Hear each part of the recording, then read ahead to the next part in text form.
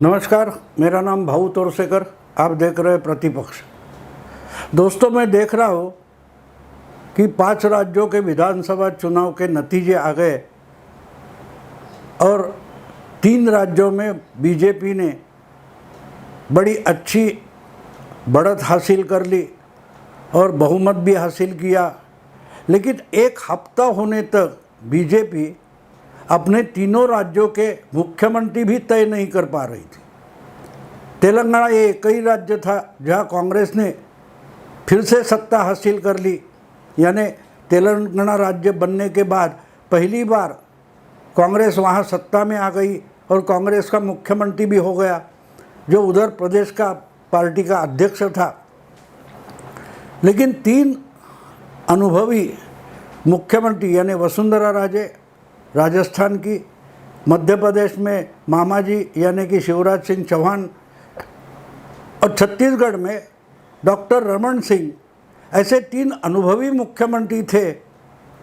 उसमें वसुंधरा राजे 2 बार, शिवराज सिंह 3.5 बार यानी 3 बार लगातार, और एक टर्म मानो 3.5-4 साल की आधी हम गिने, और रमन सिंह 3 बार मुख्यमंत्री रह चुके हैं। वो चुनकर भी आए हैं, तो उनको क्यों नहीं मुख्यमंत्री बनाया गया? और बनाना ही था या नहीं भी बनाना था तो एक हफ्ता उसमें क्यों ज़ाया होने दिया? ये इसका मतलब अभी भी पॉलिटिकल एनालिस्ट ढूंढने की कोशिश कर रहे हैं, उनको समझ में नहीं आ रहा है। एक बात तो पहले से ही गड़बड़ थी कि ये पॉलिटिक्स समझ ही नहीं पा रहे, और अचानक से मेरे सुनने में एक पत्रकार की बात आ गई, मुझे वो बहुत भा गई। एक पत्रकार है जिनका नाम मैं भूल गया 2 दिन में, वो किसी चैनल या कई पैनल में चर्चा कर रहे थे और उन्होंने एक बड़ी भारी बात बोल दी कि जिस ढंग से 3 जगह बीजेपी ने बिल्कुल नए चेहरे पेश किए हैं जिनका अनुभव कम है, और एक तो राजस्थान का जिसको चीफ मिनिस्टर बनाया उसको एमएलए बन के भी अनुभव नहीं, पहली बार एमएलए बनाया, उसको ही चीफ मिनिस्टर बना दिया। तो ये जो कुछ अमित शाह और नरेंद्र मोदी की बीजेपी कर रही है, ये समझना आज के पॉलिटिकल एनालिस्ट को आसान नहीं रहा है। और उसका विवरण मैं कहता हूँ कि इस पत्रकार ने बढ़िया दिया, जिसका नाम मैं भूल गया। वो बोला इनका जो पॉलिटिक्स है उसका कोई ग्रामर है ही नहीं। ये बात मुझे पसंद आई कि जब हम किसी भाषा की बात करते हैं तो उसका एक व्याकरण होता है, ग्रामर होता है कि भाषा सही है या गलत है।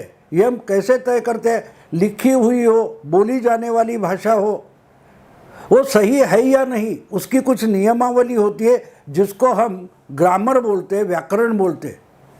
तो वैसे ही पॉलिटिक्स में भी होता है। पॉलिटिक्स के बहुत सारे रूल्स होते हैं, रेगुलेशंस होती है, परंपराएं होती है, अनुभव होते हैं। इस पर कुछ एक ग्रामर बन जाता है, कुछ नियम बन जाते हैं। कभी यहाँ नरेंद्र मोदी हो तो इस ढंग से काम करेंगे, सोनिया गांधी हो तो इस ढंग से काम करेंगे, या ऐसा डिसीजन ले लेंगे। अमित शाह हो तो और कोई बात करेंगे, राहुल गांधी हो तो उटपटांगी कुछ करेंगे। यह उसका ग्रामर होता है।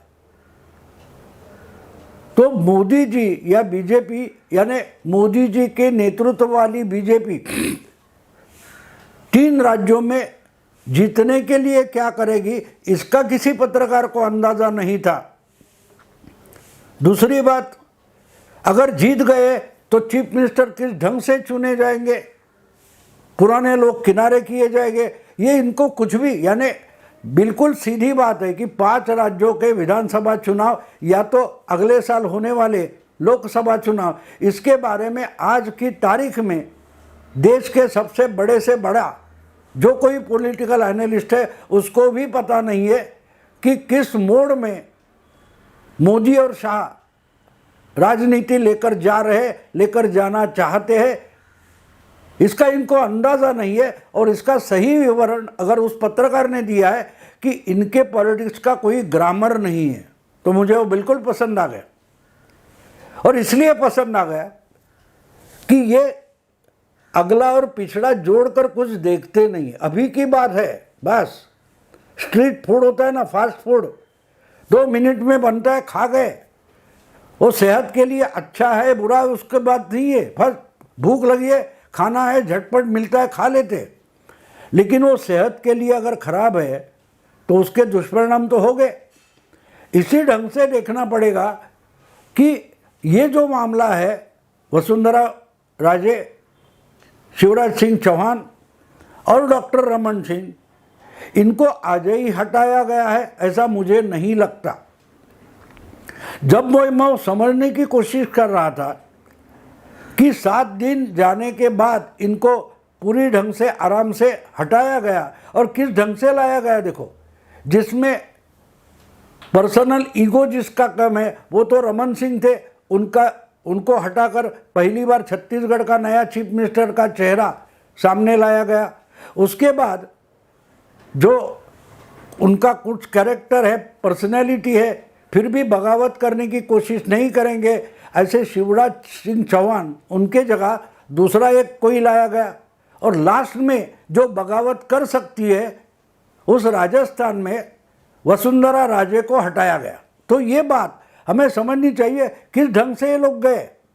अगर पहले ही राजस्थान का नया चेहरा सामने लाते तो शायद वसुंधरा राजे ओपनली गुस्से से बात करती, लेकिन उसको सिग्नल दिया गया छत्तीसगढ़ और मध्य प्रदेश से बगावत करने से कुछ भी नहीं होगा, तो you should fall in line. आप भी जो पार्टी जा रही है उसमें शामिल हो जाओ, वरना तुम्हारी कोई अहमियत नहीं बचेगी। ये सिग्नल लेने की कोशिश थी कि मामला शुरू छत्तीसगढ़ से होता है, मध्य प्रदेश आता है, राजस्थान में जाता है। मोदी और शाह के पॉलिटिक्स की ये रीति है, तो ये हमें समझना चाहिए। और उससे भी आगे जब जाकर मुझे अचानक, मैंने ही 5 साल पहले ऐसी ही हालत थी, 3 राज्यों के चुनाव में बीजेपी हार गई थी, कांग्रेस जीत गई थी, यानी छत्तीसगढ़ में तो कांग्रेस को मेजॉरिटी मिली थी, लेकिन मध्य प्रदेश और राजस्थान में मामला टक्कर का था। बीजेपी की संख्या कम हो गई थी, कांग्रेस की बढ़ गई थी, लेकिन कांग्रेस को क्लियर मेजॉरिटी नहीं थी। तब जाके जब विश्लेषण कर रहा था, तब मैंने मेरे मराठी ब्लॉग में लिखा था कि ये समझना जरूरी है कि ये तीनों के तीनों चीफ मिनिस्टर मोदी जैसे अडवाणी और वाजपेयी के समय के चीफ मिनिस्टर है और इक्वल टू मोदी है। यानी मोदी 2001 में चीफ मिनिस्टर बने, बस उसी के आसपास ये तीनों मुख्यमंत्री बने हैं। शिवराज सिंह चौहान हो, रमन सिंह हो या वसुंधरा राजे हो, तो ये अपने इक्वल को हटाना चाहते हैं, इसीलिए ही बीजेपी ने ये चुनाव हारा है। या कोई रणनीति और स्ट्रैटेजी के तहत जानबूझकर 2018 का चुनाव जो 3 राज्यों में बीजेपी हारी थी, या मोदी शाह ने उनको हारने दिया था, बचाने की कोशिश नहीं की। अगर हम 2018 का इन्हीं 3 राज्यों का चुनाव देखें तो जितनी ताकत इस वक्त 2023 में शाह और मोदी ने इन 3 राज्यों में लगाई थी, 2018 में उतनी ताकत नहीं लगाई थी। यह हमें समझना जरूरी है। तो इन तीनों के पत्ते 2018 में ही काटे गए थे। आप अपनी लोकप्रियता पर, अपनी पॉपुलैरिटी पर पार्टी को राज्य में सत्ता में नहीं ला सकते, ये दिखाने की कोशिश 2018 में ही हो गई थी और ठीक ढंग से बीजेपी हार गई थी। अगर इस वक्त बीजेपी इतनी ताकत से चुनकर आती है तो 2018 इससे भी अच्छी परिस्थिति थी, मोदी जी अच्छी स्थिति में थे, और फिर भी 3 राज्यों में बीजेपी हार गई। बिल्कुल हारी नहीं थी, मैं नहीं मानता, बल्कि इन तीनों सीनियर चीफ मिनिस्टर्स थे, उनको अपने हाल पर मोदी और शाह ने छोड़ दिया था। हाँ, आवश्यकता जो थी वो मदद की थी, सहायता की थी, लेकिन ये तीनों अपने बलबूते पर जीते, अपनी पॉपुलैरिटी पर जीते, ऐसा दिखना नहीं चाहिए था। इसलिए मदद तो की, लेकिन जिताने की कोशिश शाह और मोदी ने नहीं की थी। हाँ, बाद में कुछ गड़बड़ होगी, तोड़ मरोड़ कर फिर से सत्ता लाएंगे, ये तो उनके मन में गणित था। लेकिन इनको 3 लोगों को उनकी औकात या उनकी जगह दिखाना ज़रूरी था। अगर ये तीनों मोदी को प्राइम मिनिस्टर बनने के बाद भी अपने से इक्वल मानते हैं तो उनको उनकी जगह दिखाना ज़रूरी था। और 2018 का चुनाव तीनों राज्यों में हार कर उनकी औकात दिखाई गई कि आप अपनी पार्टी के लिए अपने राज्य में भी मेजॉरिटी नहीं ला सकते, जहाँ की खुद आपको ही सत्ता का पूरा लाभ मिलने वाला है। मध्य प्रदेश हो, छत्तीसगढ़ हो, राजस्थान हो। तो यहीं से ये पॉलिटिक्स शुरू हो गई थी कि इन तीनों को हटाना है। ये राज्य में छत्रप बने बैठे हैं, लेकिन अपना राज्य भी नहीं संभाल सकते। इनको मोदी की अगर ज़रूरत होती है तो मोदी को अपने से श्रेष्ठ नेता मानना, अमित शाह को बड़ा ऑर्गेनाइजर मानना ज़रूरी था। लेकिन ये स्वयंभू बने बैठे थे, तो उनको उनकी जगह दिखाने के लिए 2018 का चुनाव हारना ज़रूरी था। तो आज जो बोला जा रहा है कि देखो तीनों राज्यों में जो सीनियर्स थे, अनुभवी थे, अच्छे लीडर थे, जीतने थे, जिन्होंने पार्टी को जिता दिया, उनको ही हटाया, उनका पत्ता काट दिया, ये जो बोला जा रहा है वो गलत है। इसीलिए आपको ग्रामर नहीं समझ रहे। मोदी और शाह जो पॉलिटिक्स करते हैं वो वाजपेयी अडवाणी का नहीं है। ये जोखिम उठाते हैं, नुकसान भी मान लेते हैं कि थोड़ा तो नुकसान होगा, लेकिन बड़े फायदे के लिए थोड़ा सा नुकसान जायज़ है। इसी ढंग से ये राजनीति करते हैं। और आपने देखा कि 3 राज्यों में 5 साल पहले हारने के बाद मध्य प्रदेश में थोड़ी गड़बड़ करके फिर से सत्ता लाई गई, लेकिन शिवराज को दिखाया गया कि ये जो गड़बड़ हुई है और फिर से आपको चीफ मिनिस्टर बनाया है, तो आप अपनी ताकत पर, अपनी पॉपुलैरिटी से चीफ मिनिस्टर नहीं बने हैं। जो अमित शाह और नरेंद्र मोदी ने तिकड़म चलाया, उसके बाद ही शिवराज सिंह चौथी बार चीफ मिनिस्टर बने थे। ये समझना बिल्कुल ज़रूरी है। लेकिन चौथी बार चीफ मिनिस्टर बने, फिर भी उनका चुनाव में पत्ता काटा गया था। उनको दिखाया गया था कि आप अपनी पॉपुलैरिटी पर मध्य प्रदेश जीत नहीं पाते, और हार जाने के बाद आपको फिर से चीफ मिनिस्टर बनाने का चमत्कार जो है वो मोदी शाह ने किया है। इसलिए उनको उनकी औकात दिखाई गई। बिल्कुल यही बात रमन सिंह के बारे में थी, लेकिन वहाँ तो बड़ा आंकड़ा था, वो तो उलटफेर नहीं हुआ। उनको पार्टी में उपाध्यक्ष वगैरह बनाया गया, वो कुछ कर नहीं पाए। उनको इस चुनाव में भी लाया गया, लेकिन चीफ मिनिस्टर बदला गया। वसुंधरा राजे तो बगावत करने पर उतारू हो गई थी, उनको भी गुस्से में लाने की ज़रूरत नहीं थी। लेकिन चुनाव जीतने के बाद अगली लड़ाई शुरू होती है, उसके पहले उनको जगह दिखाई गई। तो मामला ये है दोस्तों, ये अचानक नहीं हुआ है।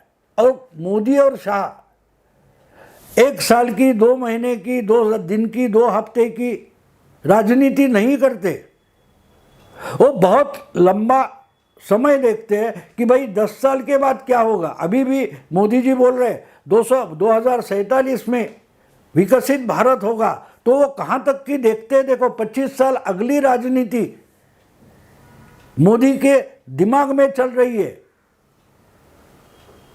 तो 5 साल बाद इनको इनकी औकात समझ में आएगी और हम इन राज्यों में नई लीडरशिप आगे ला सकते हैं। ये प्लान 2018 में था, और इसलिए इनको लोगों के सामने चुनाव हरा कर इनकी औकात दिखाना, यही तो 2018 के चुनाव की राजनीति थी।